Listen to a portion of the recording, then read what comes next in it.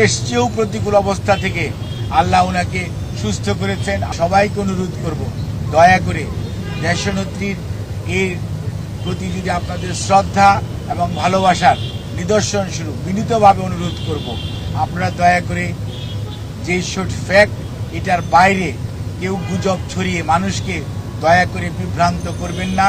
সব সময় এই চিকিৎসার সমন্বয়ের জন্য ডাক্তার জুবাইদা রহমান, উনি আগে লন্ডনে ছিলেন, গতকালকে উনি এসছেন এবং উনিও সার্বক্ষণিকভাবে এই চিকিৎসা মেডিকেল বোর্ডের সকাল বিকাল যে মেডিকেল বোর্ড বসে পরামর্শ করে সেই সমস্ত বিষয়ে অংশগ্রহণ করেন এবং সার্বিকভাবে ওনার পরিবারের সদস্যদের মধ্যে বিশেষ করে সৈয়দ শামেলা রহমান এবং শামীম ইস্কান্দার সাহেব সহ পরিবারের সদস্যরাও এই মেডিকেল বোর্ডের সভায় বসার পরবর্তীতে তাদেরকেও এবং আমাদের ভারপ্রাপ্ত চেয়ারম্যান জনাব তারেক রহমান সাহেবকে, আমাদের দলের মহাসচিব মির্জা ফখরুল ইসলাম আলমগীর সহ দলের সর্বোচ্চ পর্যায়ে নেতৃবৃন্দকে যথাযথভাবে অবহিত করে রাখা হয়েছে।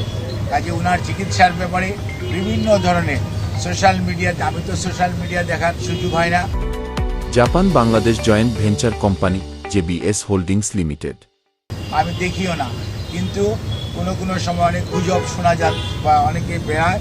আমি সবাইকে অনুরোধ করব, দয়া করে দেশনেত্রীর এর প্রতি যদি আপনাদের শ্রদ্ধা এবং ভালোবাসার নিদর্শন স্বরূপ বিনীতভাবে অনুরোধ করব, আপনারা দয়া করে যে শোট ফ্যাক্ট এটার বাইরে কেউ গুজব ছড়িয়ে মানুষকে দয়া করে বিভ্রান্ত করবেন না এবং শুধুমাত্র আল্লাহ রাব্বুল আলামিনের কাছে দোয়া করেন।